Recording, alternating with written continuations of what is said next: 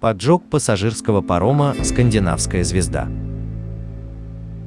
Судно Scandinavian Star «Скандинавская звезда» представляло собой автомобильно-пассажирский паром, построенный во Франции в 1971 году. Судно было подожжено 7 апреля 1990 года, в результате чего погибли 159 человек, и официальное расследование установило, что причиной этого пожара был осужденный поджигатель, погибший в результате пожара. Этот вывод с тех пор оспаривается. Грузопассажирский паром «Массалия» был построен Добиджион Норманди в 1971 году и доставлены в компании ДПКВ Ботс, которые ставят ее на компании Марсель, Малага, Касабланка маршрут. Корабль также совершал круизы по Средиземному морю. К 1984 году она принадлежала нескольким компаниям и переименовала ее в Stena Baltica, Island Fiesta и, наконец, в Scandinavian Star. Судно «Скандинавская звезда» на протяжении всей своей истории была поражена другими пожарами. В ходе расследования пожара 1990 года следователи узнали, что незарегистрированные пожары также произошли в 1985 году, вызванные фритюрницей, и дважды в 1988 году, первый из которых был вызван поломкой смазочной трубки.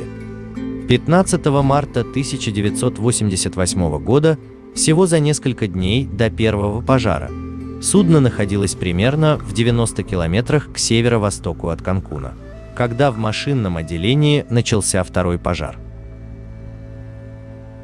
В 1990 году Scandinavian Star была введена в эксплуатацию на маршруте Осло-Фредериксховн норвежской судоходной линии Даноу-Линджен, поскольку она была преобразована из корабля-казино на пассажирский паром Scandinavian Star.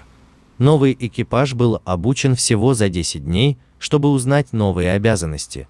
В то время необходимо проводить обучение 6-8 недель для экипажа, для корабля этого размера. Многие из членов экипажа не говорили на английском, норвежском или датском, что еще больше снижало эффективность реагирования экипажа на аварийную ситуацию. Эрик Штейн, технический руководитель норвежской компании по морскому страхованию. Компания Assuranceforeningen Skald проинспектировала судно и объявила о недостаточной пожарной готовности, сославшись, среди прочего, на неисправные противопожарные двери. Ночью 7 апреля 1990 года, примерно в 2 часа ночи по местному времени, возник пожар, который обнаружил пассажир и довел до сведения администратора. Огонь распространился с 3-го на 4-ю палубу, остановившись на 5-й палубе. Лестничная клетка и потолки служили дымоходами для распространения огня. Хотя переборки были сделаны из стальной конструкции с асбестовыми стеновыми панелями, ламинат из меламиновой смолы использовался в качестве декоративного покрытия и в последующих испытаниях оказался чрезвычайно легковоспламеняющимся, что привело к распространению огня по всей 3-й палубе. Горящие ламинаты выделяли токсичный цианистый водород и угарный газ. Затем огонь перекинулся на палубу 4 и палубу 5. Когда капитан узнал о пожаре, он попытался закрыть противопожарные двери переборки на палубе 3. Противопожарные двери не были настроены на полностью автоматическое закрывание и не реагировали, так как аварийные сигналы возле дверей не запускались вручную пассажирами или экипажем. Зона хранения транспортных средств, вентилируемая большими вентиляторами для удаления выхлопных газов, также была расположена поблизости, и вентиляторы втягивали воздух через неправильно закрепленную противопожарную дверь и вызывали быстрое распространение огня с палубы 3 через палубу 4 и палубу 5 по лестницам, расположенным с обоих концов. Позже капитан приказал своей команде выключить систему вентиляции, когда он понял, что она подпитывает огонь, и в результате непреднамеренный результат состоял в том, что дым смог проникнуть в пассажирские каюты через дверные отверстия. Некоторые пытались укрыться от дыма в таких местах, как туалеты и ванные комнаты, или продолжали спать в постели. но в конечном итоге их дым одолел. Те, кто пытался убежать, могли по-разному сталкиваться с густым дымом, запутанной планировкой коридоров и плохо обученными членами экипажа. Следователи предложили несколько причин, по которым многие пассажиры не смогли благополучно эвакуироваться. Многие люди, вероятно, не слышали сигнализацию из-за расстояния между их каютами и сигнализацией, а также из-за обычного механического шума систем корабля. Некоторые люди, вероятно, не могли найти выход из-за густого дыма, закрывающего пути выхода и указатели. При горении панелей из меламина в коридорах выделялся ядовитый цианистый водород и окись углерода, что привело к быстрой потере сознания и смерти. Многие португальские члены экипажа не говорили и не понимали норвежского, датского или английского языков, были незнакомы с судном и никогда не практиковали пожарные учения. Лишь несколько членов экипажа даже подумали надеть респираторы перед входом в задымленные коридоры. На палубе 5, где произошло большинство смертей пассажиров, коридоры были устроены таким образом, чтобы содержать тупики и иначе логически не вели к аварийным выходам. Капитан приказал активировать общую сигнализацию, приказал всем покинуть корабль и разослал запрос на Первомай. Капитан и команда в конечном итоге покинули корабль до того, как все пассажиры были эвакуированы, в результате чего многие остались на борту горящего корабля даже после того, как его отбуксировали в гавань. Судно было отбуксировано в Лисикиль, Швеция, где пожарные тушили пожар 10 часов. Капитан судна сообщил, что в день пожара на пароме находилось 395 пассажиров и 97 членов экипажа. Позже было установлено, что на судне погибли 158 человек, или примерно треть всех пассажиров на борту. Другой пострадавший скончался через 2 недели от полученных травм. 136 жертв были из Норвегии. Поскольку многие из останков пострадавших были повреждены пожаром, более 100 специалистов работали над идентификацией всех останков, обнаруженных техниками полиции, судебно-медицинскими патологами и судебными дантистами. Первоначально сообщалось, что многие из найденных тел были детьми. Но, как сообщалось, шведская полиция заявила, что дети в возрасте до 7 лет не были включены в списки пассажиров, что вызвало путаницу в фактических подсчетах.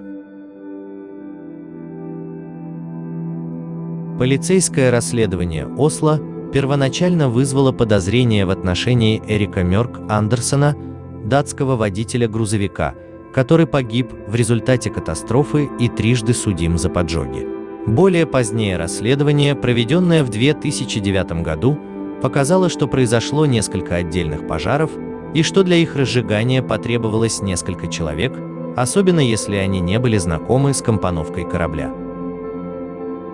В отчете за 2013 год, подготовленном самопровозглашенной норвежской группой под названием «Фонд для расследования поджогов «Скандинавская звезда», отрицалась ответственность Андерсона.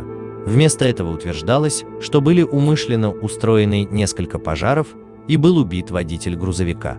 Одним из первых 2 возгораний, за 9 часов до последнего возгорания. В том же отчете за 2013 год утверждалось, что целых 9 опытных членов экипажа, присоединившиеся к кораблю ранее в Тампе, вероятно, несут ответственность за 6 отдельных пожаров на «Скандинавской звезде», а также за многочисленные диверсии на корабле. В отчете предполагалось, что мотивом преступления было мошенничество со страховкой, поскольку судно было застраховано на двойную стоимость незадолго до начала пожара. В отчете утверждается, что для того, чтобы события разворачивались так, как они, потребовались несколько человек, обладающих инсайдерскими знаниями о корабле. Этот неоднозначный и бездоказательный отчет вновь вызвал интерес полиции, а в 2014 году расследование было официально возобновлено, и обвинения с умершего подозреваемого Эрика Мёрка Андерсона были сняты. В марте 2015 года парламент Норвегии принял решение отменить срок давности за поджоги, чтобы уголовное расследование и судебное преследование оставались возможными. феврале 2016 года датский следователь на пенсии Флеминг Туэ Йенсен, который руководил расследованием последствий пожара в 1990 году, заявил, что пожар был саботажем и был устроен членами экипажа судна, что противопожарные двери были открыты, чтобы огонь мог распространяться, и что третья вспышка, произошедшая после эвакуации пассажиров с корабля, была вызвана тем, что члены экипажа намочили матрасы дизельным топливом. Инцидент поднял ряд вопросов, касающихся противопожарной защиты и эвакуации на пассажирских судах. Международный кодекс по системам пожарной безопасности в Международной морской организации Международной конвенции по охране человеческой жизни на море был всесторонне изменен после катастрофы в 1992 году. Через несколько месяцев после пожара группа поддержки выживших, священнослужители и психологи организовали двухдневное мемориальное путешествие, чтобы вспомнить жертв и помочь выжившим и членам их семей исцелиться. Путешествие совершили около 300 человек, которые сбросили цветы в Северное море во время поминальной службы на закате. 7 апреля 2006 года в Осло, недалеко от крепости Акерсхус, был открыт мемориал. На нем изображены мать с ребенком и большая мемориальная доска с именами всех жертв пожара. Постоянный памятник пожару скандинавской звезды был открыт в Люсикиле 13 мая 2021 года, где впадающий как с Днем Вознесения, так и с Идаль-Фитром.